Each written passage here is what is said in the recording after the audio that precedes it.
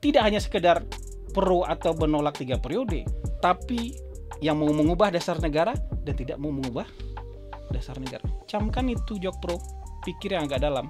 Dalam hal ini, untuk konteks itu, yang mempertahankan negara kita sampai hari ini masih seperti ini, kita harus berterima kasih kepada Amin Rais. Mungkin hari ini Amin Raisnya juga menyesal melakukan hal itu karena dia pasang badan. Konstitusi Afrika Selatan itu membolehkan presiden terpilih untuk kedua kali. Ini alih-alih untuk memperpanjang masa jabatan. Beberapa bulan sebelum pemilu, Nelson Mandela berpidato di depan parlemen bahwa dia tidak akan melanjutkan periode kedua.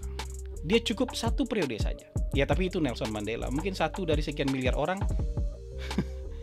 yang bisa seperti Nelson Mandela.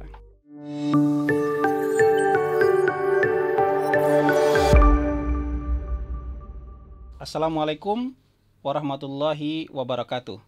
Ketemu lagi dalam siaran mikrofon Hasan Nasbi. Kali ini episode ke-30. Wah, banyak juga ini. Lumayan produktif lah ya. Untuk orang seperti saya yang sulit untuk meluangkan waktu, ini kegiatan podcast ini sudah bisa dibilang lumayan konsisten. Hampir setiap minggu kita buat. Kali ini saya akan membacakan beberapa berita dan membahasnya, terutama berita yang ya sudah lebih dari sebulan. Ini jadi berita yang hangat terus dan bukannya makin turun tensinya, tapi malah makin naik. Karena memang selalu ada aja kegiatan yang dibuat untuk meramaikan isu seperti ini. Baik, saya ada 4 berita yang sudah saya siapkan untuk dibahas kali ini. Berita pertama yang saya bahas adalah berita dari kompas.com. Dalam berita ini judulnya adalah AJI itu Aliansi Jurnalis Independen, itu mendesak Jokowi tegas sampaikan penolakan wacana penundaan pemilu dan perpanjangan masa jabatan. Jadi intinya di sini Pak Jokowi diminta untuk segera menolak wacana ini.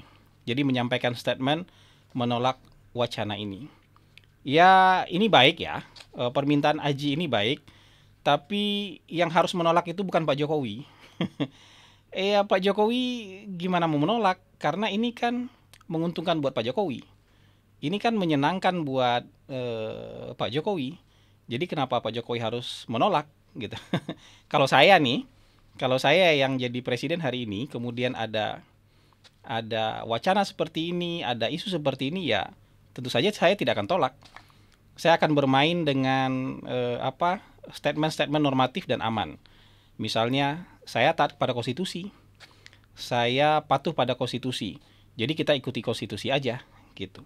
Jadi kalau misalnya nanti konstitusinya memberikan kesempatan untuk 3 kali, ya udah saya terpaksa ikut itu saja, kan gitu. Itu kalau saya yang jadi di posisi Pak Jokowi hari ini.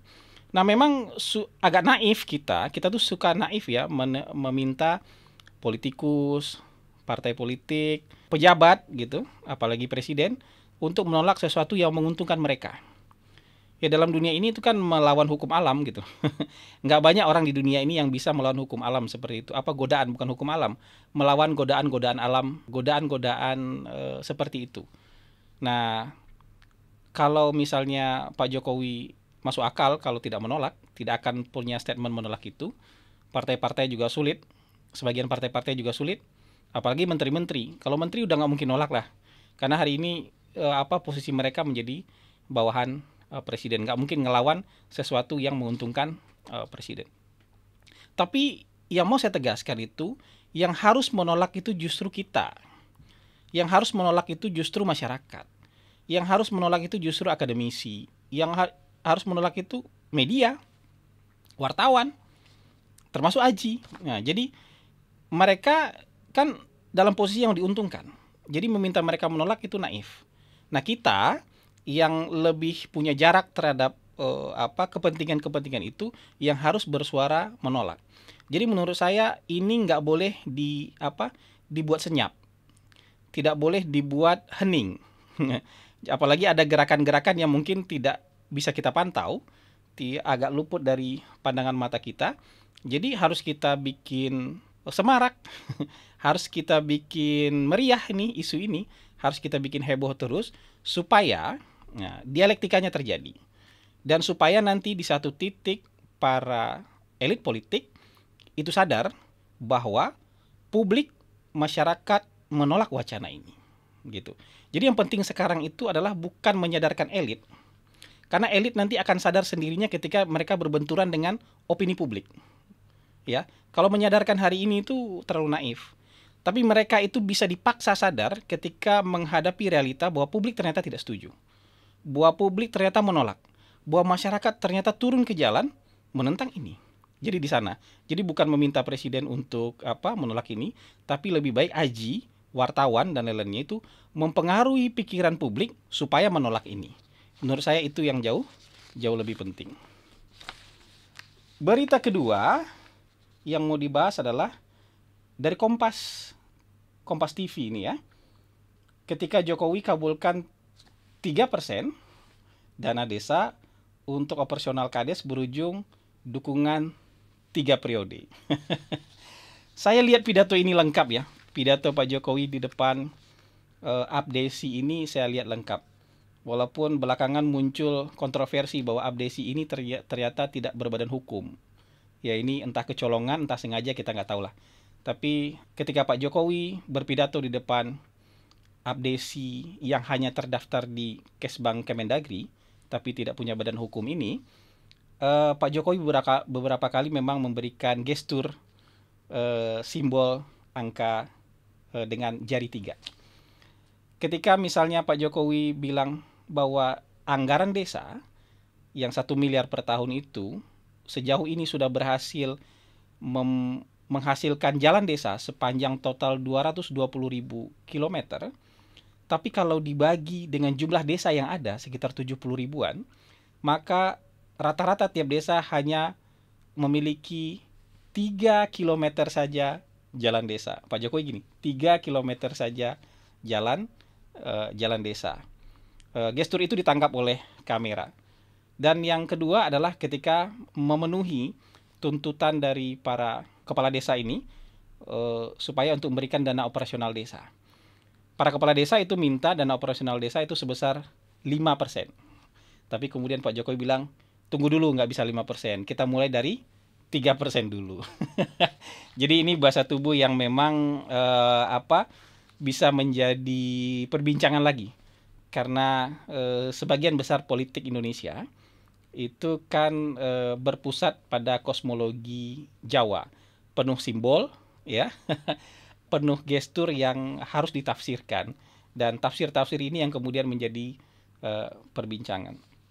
Jadi begini, untuk ide perpanjangan masa jabatan, penundaan pemilu atau penambahan periode misalnya, itu kan memang bisa menggunakan mekanisme stick and carrot terhadap para elit.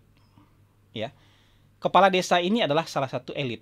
Ya, elit yang ada di level terbawah lah, di level yang berhubungan langsung dengan masyarakat. Tapi mereka elit politik. Nah, terhadap elit politik itu pilihannya mau dikasih stick atau dikasih carrot, itu tergantung situasi. Kalau menurut saya kepala desa segitu banyak tidak bisa dikasih stick, tidak bisa dikasih ancaman, tekanan atau hukuman. Jadi kalau kepala desa itu banyak harusnya dikasih carrot. Ya kalau bahasa kita dikasih gula-gula lah, dikasih pemanis lah, supaya mereka berterima kasih dan mau memenuhi keinginan elit yang ada di Jakarta. Gula-gula yang diberikan ke kepala desa ternyata kemarin kalau dalam pidato presiden menurut saya cukup banyak. Pertama ada yang sifatnya simbolik, yaitu stempel kepala desa itu sekarang sudah boleh pakai burung Garuda. Kalau selama ini kan kayak ormas katanya, hanya tulisan saja. Jadi sekarang dari mulai pemerintah pusat sampai kepala desa, stempel mereka burung Garuda. Sehingga muncul kebanggaan mereka sebagai perwakilan dari pemerintah. Yang kedua yang dipenuhi adalah soal dana operasional desa. Yang tadi 3% dari total dana desa. Walaupun tuntutan mereka 5%, tapi kemudian dikatakan oleh Pak Presiden bahwa akan dimulai dengan 3% dana operasional kepala desa. Berikutnya adalah pencairan gaji kepala desa. Selama ini pencairan gaji kepala desa ternyata setiap 3 bulan sekali. Setiap 3 bulan sekali. Tapi kali ini mereka minta, nggak mau mereka dengan angka 3 bulan sekali. Mereka maunya setiap bulan. Dan itu dipenuhi oleh Pak Presiden. Dan yang terakhir yang dipenuhi adalah soal SPJ. Surat pertanggungjawaban dana desa. Yang menurut kepala desa itu rumit, maka Presiden minta Kementerian Dalam Negeri untuk membuatnya lebih sederhana, sehingga kepala desa setiap harinya tidak hanya sibuk mengurus laporan keuangan, tapi juga sibuk, tapi bisa meluangkan waktunya untuk membangun dan memantau keadaan desanya. Jadi menurut saya, yang diberikan ke kepala desa kemarin yang berkumpul atas nama Abdesi itu adalah gula-gula. Gula-gula untuk membuat dukungan balik. Jadi sudah diberikan gula-gula, Anda harus kasih dukungan balik. Dukungan baliknya dalam bentuk apa? Yaitu rencana mereka untuk mendeklarasikan dukungan 3 periode terhadap Pak Jokowi. Nah, sebenarnya kepala desa ini juga mungkin tidak punya legitimasi untuk menolak 3 periode. Karena sebenarnya kepala desa itu mungkin satu-satunya pejabat publik yang dipilih di Indonesia yang punya kesempatan memang untuk dipilih sampai 3 periode.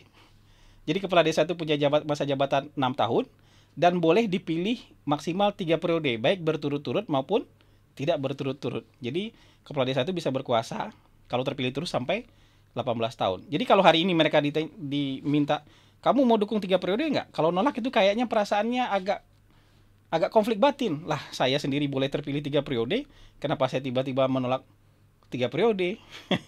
Jadi ini pintar lah, strategi yang pintar lah untuk menjebak psikologi kepala desa. Karena kalau ada kepala desa yang menolak, dia akan dicecar.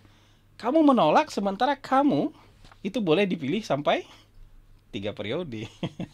Juga mungkin itu yang membuat mereka sulit untuk menolak.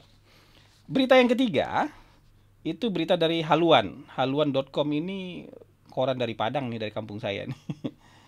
Jadi judulnya, ngotot dukung Jokowi 3 periode, Asosiasi Pemerintah Desa bantah diarahkan oleh pihak tertentu.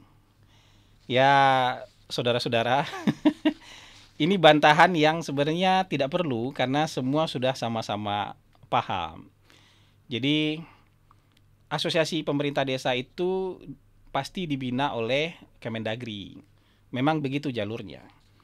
Dan Kemendagri ini itu di bawah Menteri Koordinator Bidang Polhukam, Bidang Politik, Hukum, dan Keamanan.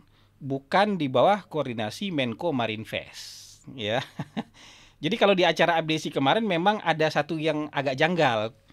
Karena yang hadir itu bukan Menko Polhukam, tapi malah Menko Marinvest. Saya tidak tahu apakah sudah ada perpres yang mengalihkan tugas dan kewenangan dari Menko Polhukam kepada Menko Marinvest. Kita tidak tahu. Siapa tahu kita hanya kelewat dan memang tugas itu sudah dialihkan. Tapi melihat bahwa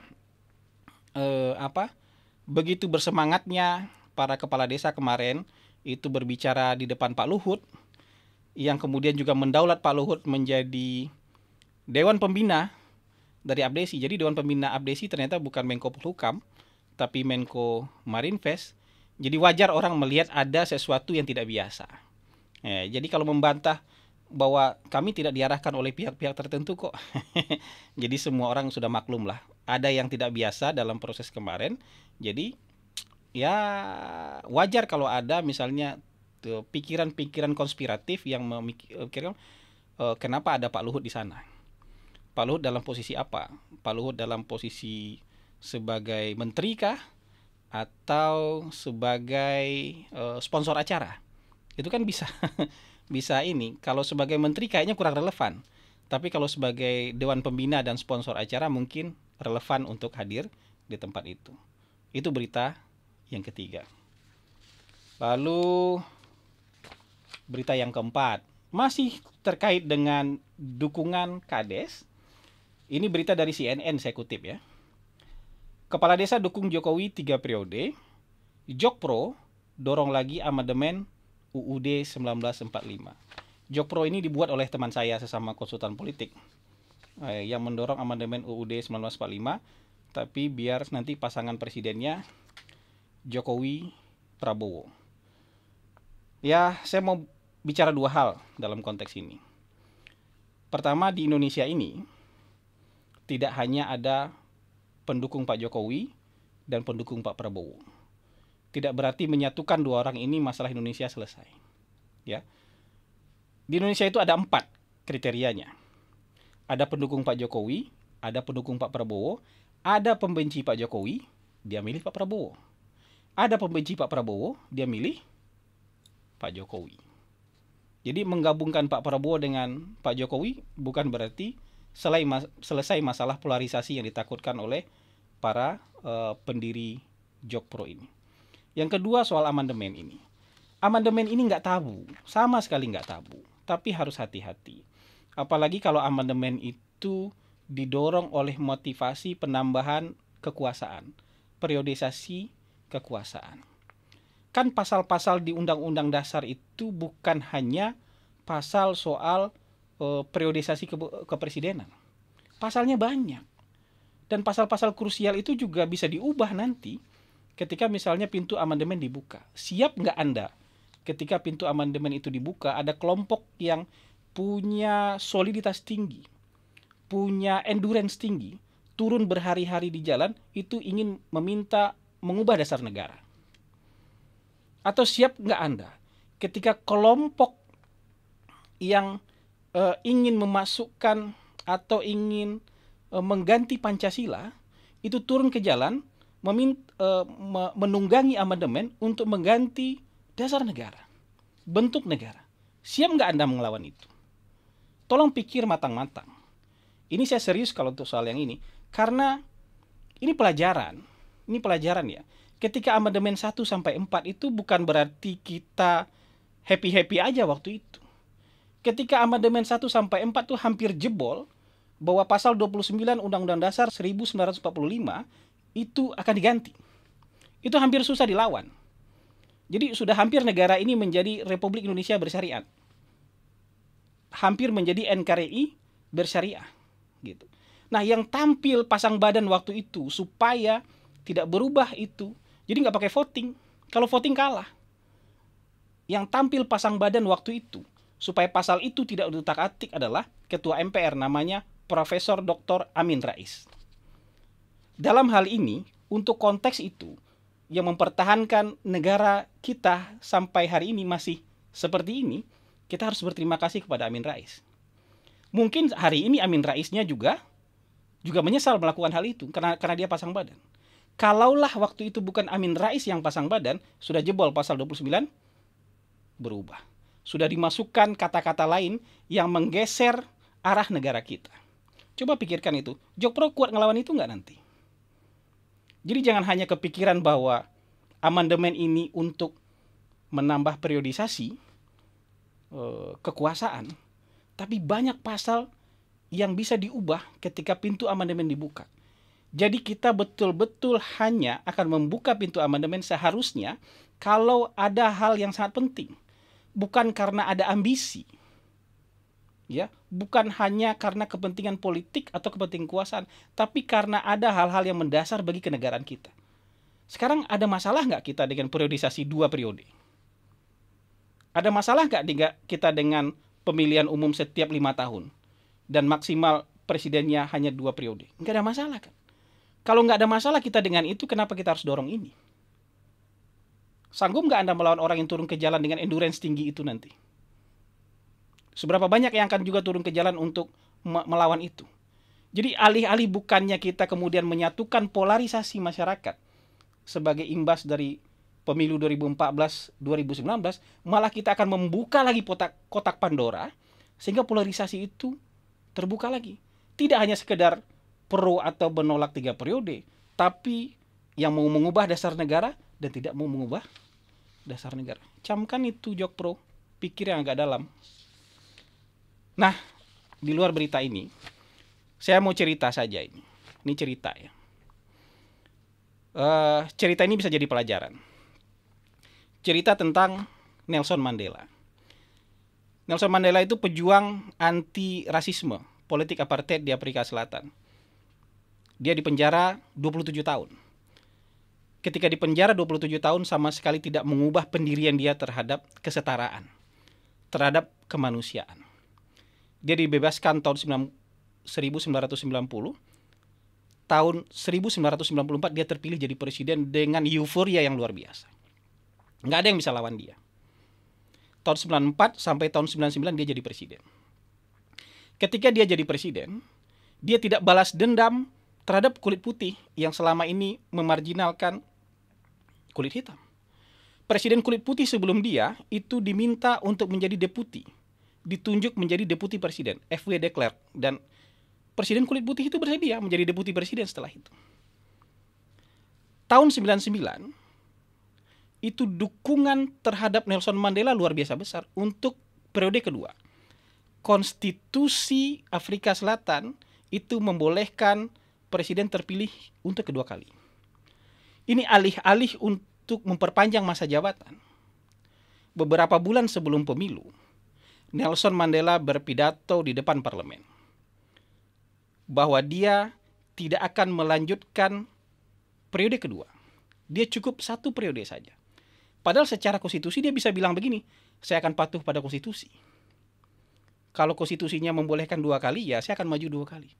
Tapi Nelson Mandela bilang enggak, saya cukup 1 periode. Setelah ini, saya akan kembali jadi warga biasa, jadi warga desa, jadi warga dunia yang akan memperjuangkan kesetaraan, yang akan memperjuangkan demokrasi, dan yang akan memperjuangkan hak asasi manusia.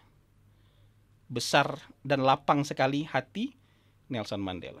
Ya tapi itu Nelson Mandela. Mungkin 1 dari sekian miliar orang yang bisa seperti Nelson Mandela. Ya di tempat lain mungkin akan sulit kita menemukan orang seperti Nelson Mandela. Padahal menurut beberapa poll station pada waktu itu di Afrika Selatan, persetujuan untuk Nelson Mandela menjadi presiden lagi itu sampai 80%. Dan kalau dia maju udah pasti nggak ada lawan. Pasti nggak ada yang berani melawan dia, tapi dia memilih selesai, berhenti, menyerahkan tongkat estafet kepada generasi setelah dia. Luar biasa memang Nelson Mandela. Apakah di Indonesia kita akan memiliki atau bertemu dengan orang-orang yang punya jiwa besar seperti Nelson Mandela? Bisa jadi ada. Dan mari kita berdoa supaya pemimpin-pemimpin di Republik ini tidak usah betul-betul mencapai level seperti Nelson Mandela, tapi cukup mendekati Nelson Mandela. Jadi ketika sudah selesai masanya, ya sudah. Turun dengan baik, menjadi bapak bangsa, menjadi negarawan, kemudian terus perjuangkan cita-cita yang dia mulai untuk memperbaiki Indonesia. Terima kasih. Assalamualaikum warahmatullahi wabarakatuh.